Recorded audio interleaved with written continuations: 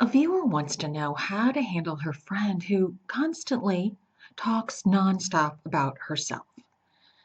Okay, you have two choices.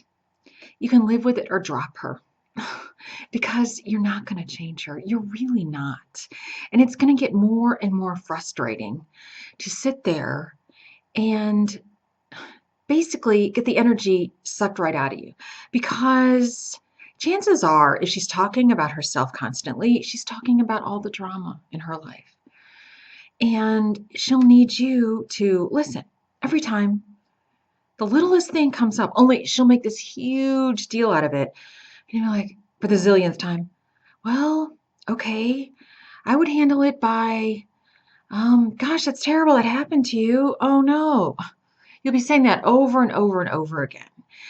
And she'll constantly be needing more and more of your time to the point where, is it worth it?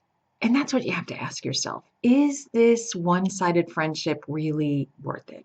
I talk a lot about these because there's so many people out there that only want friends who can do something for them.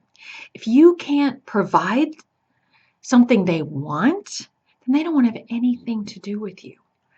So if you decide, I'm just a little too busy to talk about whatever your latest situation is,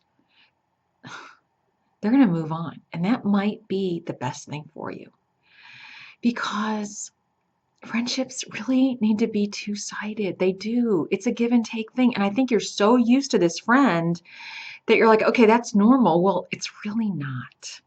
Now, you can distance yourself from this person so that every time you see her, it's only with other people that you use as buffers. I always say keep a bunch of other friends around when you see these types. Otherwise, they will be like vultures and just hold on to you.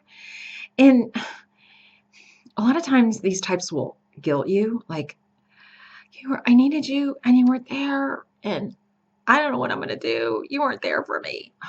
Okay. Yeah. And then they suck you right back in. Don't do it.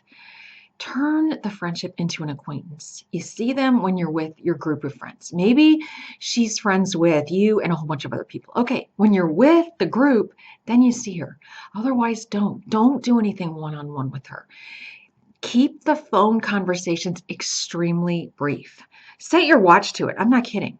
And give her a timer.